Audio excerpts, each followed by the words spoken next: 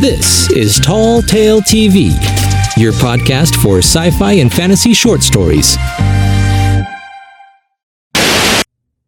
The Righteous Indignation of the Naked Mole Rat by Gareth D. Jones. Naked mole rats are cool. Some people say they're cute, but they're not. They're just weird. Weird is cool, though.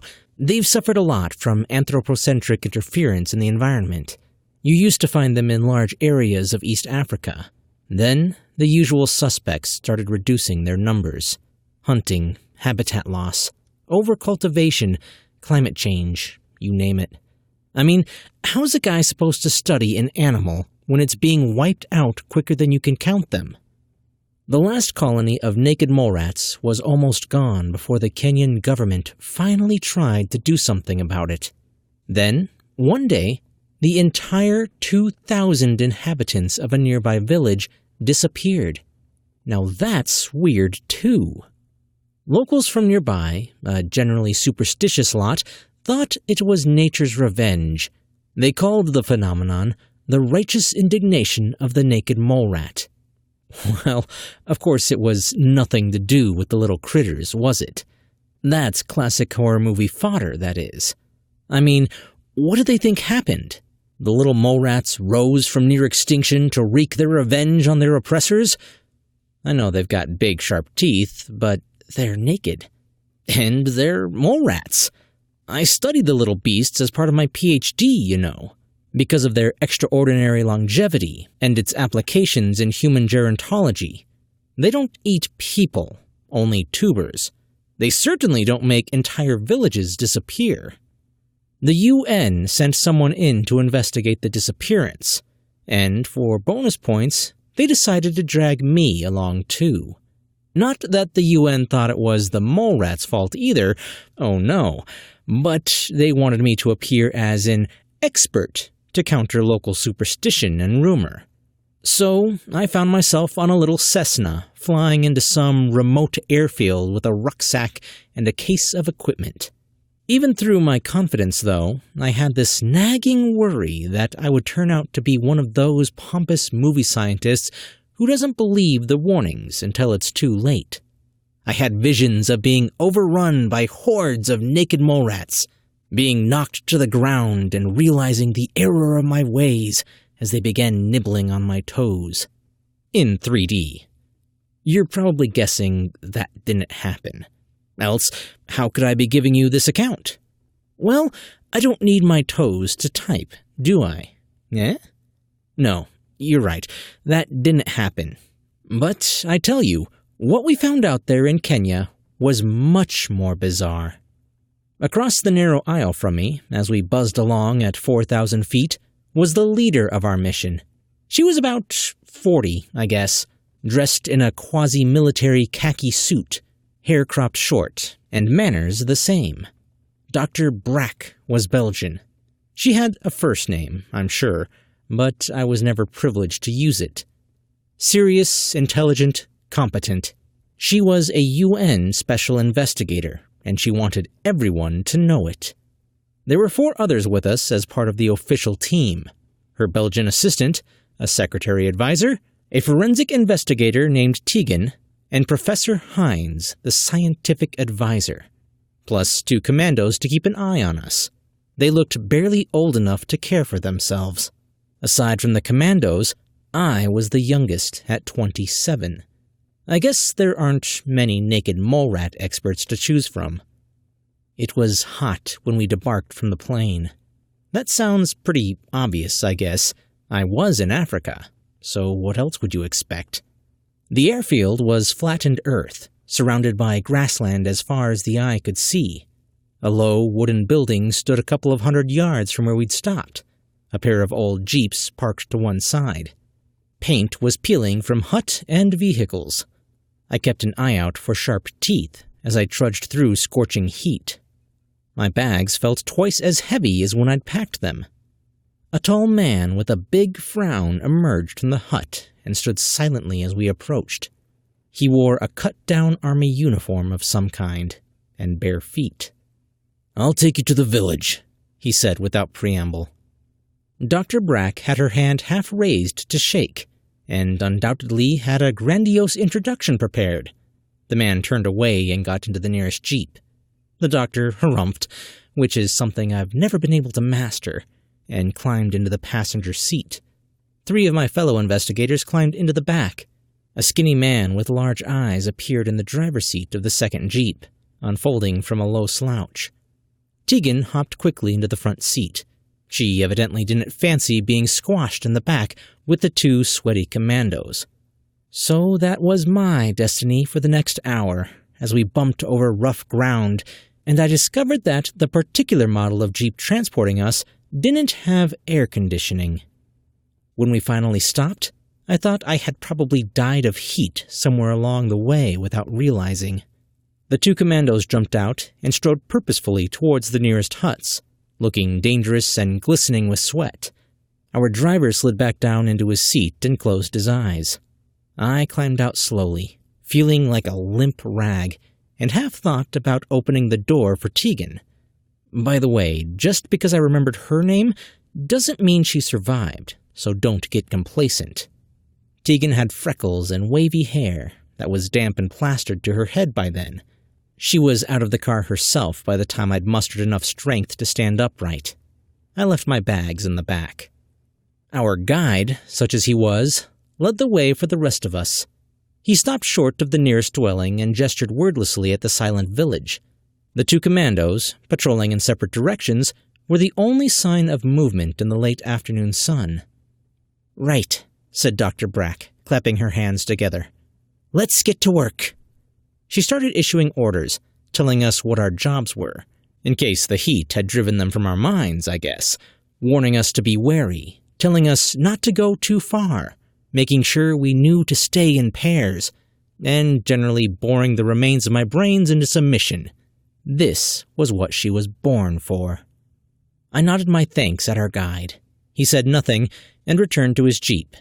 The doctor wandered off with her assistant, a tubby Belgian man 10 years older than she was. I never saw him again after that. My work at the village was pretty limited. While everyone else was concerned with where 2,000 people vanished to, my job was to look for signs of mole rats. I was hoping to team up with Tegan. She was only a couple of years older than me, and the others were way older, like 40 or more.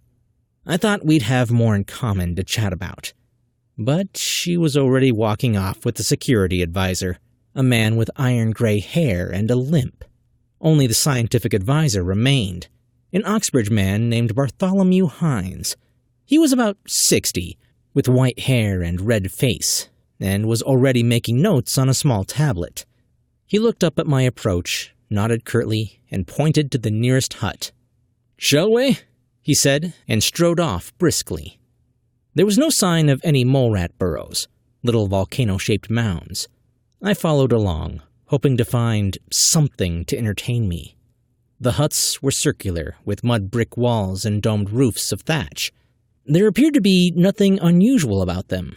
No tooth marks from mole rats burrowing through the walls, or piles of earth inside where they'd burrowed up from below and snatched the families away in the night. I felt a bit extraneous. Hines waffled on about the latest theories of plate tectonics as we walked. As far as I could tell, it was completely irrelevant to our mission, but it interested him enormously.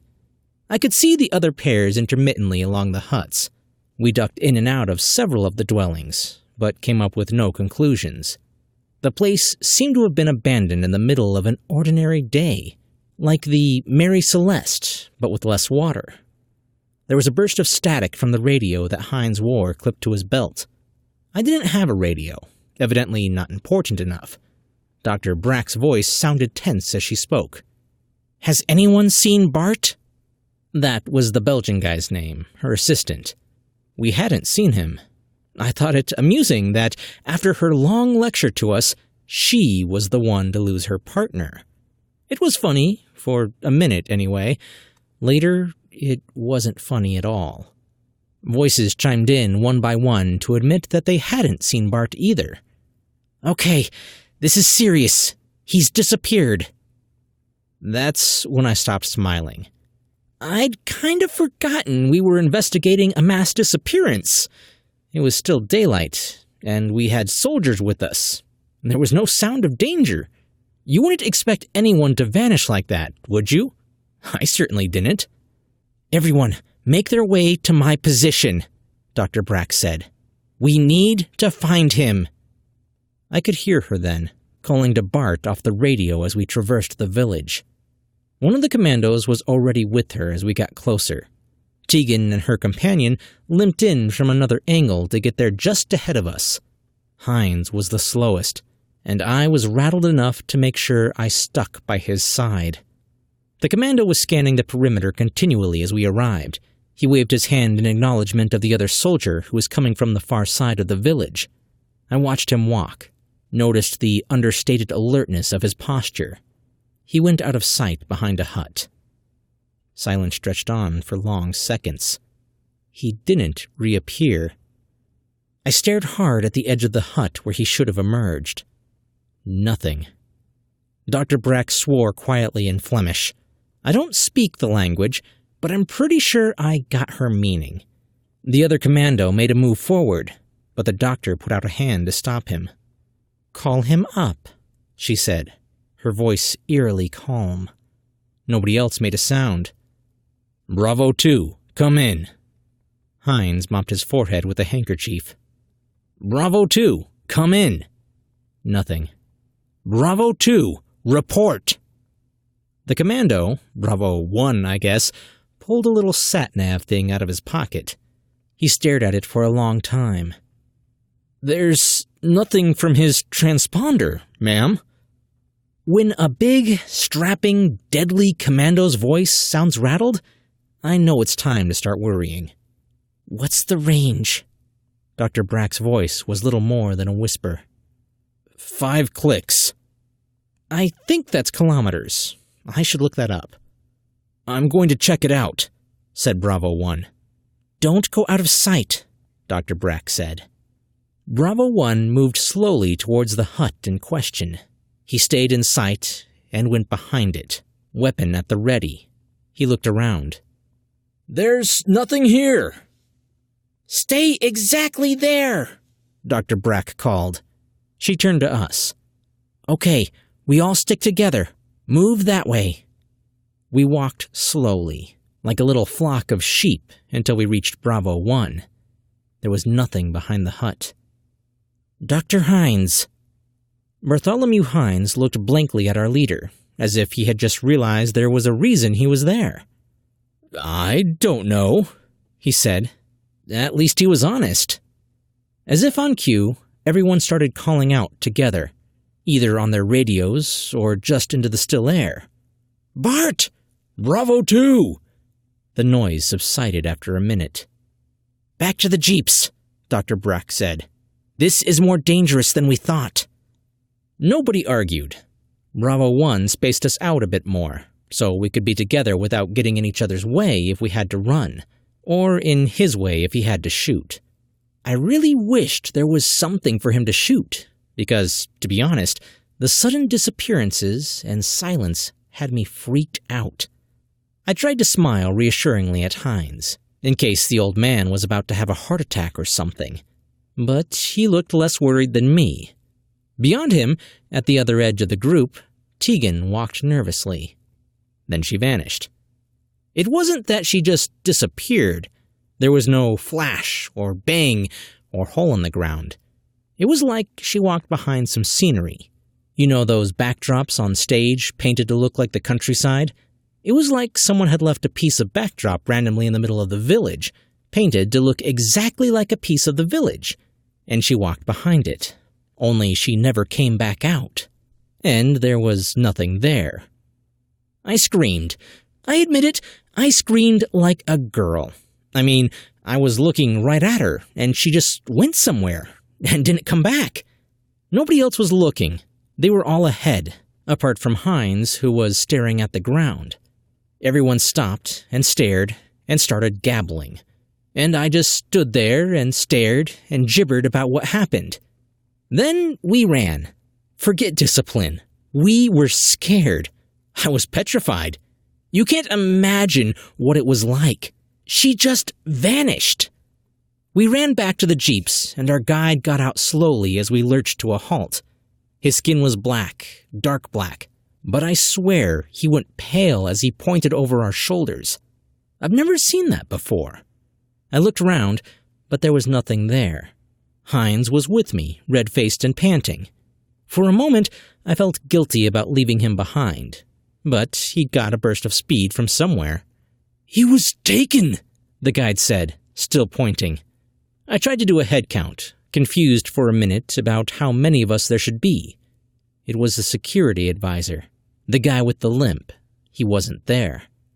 Behind us, the other jeep roared away in a cloud of dust. Dr. Brack swore again. The commando grabbed our guide's arm, just in case he felt like leaving without us, too. Our leader regained her composure as we stood there, wide-eyed and breathing heavy. "We need to get a perimeter set up," she said. "This is something really odd. We're going to need more equipment, more security." She nodded at Bravo 1. "Let's get back to the airfield, set up a forward base." He nodded, and we all piled into the jeep. I ended up with the luggage in the back. Of course, it was much more sensible to have a forward base there, near the village, but I certainly wasn't volunteering to stay there, and neither was anyone else. It took a few days, but we eventually had a whole Kenyan army platoon circling the village with makeshift barriers in place. A dozen scientists turned up with boxes and crates, tents and camp chairs, and bags of skepticism, which soon vanished when we drove a herd of goats through the village, and half of them didn't come back out. They lost a robot probe, too, before they were all convinced. I pretty much left them to it, and went off to visit the nearby naked mole rat colony. The scientists were all excited about the weird phenomenon they'd found in the village, but I was happy to keep away. I wondered, from time to time, where Tegan and the others ended up. Back in time? Forward in time? Another dimension? Another planet? Vaporized into subatomic particles?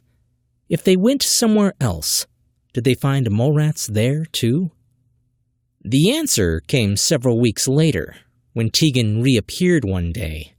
I saw her the next morning, gaunt and grubby, with a haunted look in her eyes. "They're all slaves," she told us. "On an alternate Earth, all the people who vanished have been enslaved by the dominant race. Naked mole rats rule on that world, and their technology is far in advance of ours. They created the rifts that slice between realities, and they set out to explore. On our Earth, they found the last colony of their kind in a sorry condition, and quickly came to the conclusion that we're to blame." Which is pretty much right. There are no humans on their Earth. Who knows what happened to them?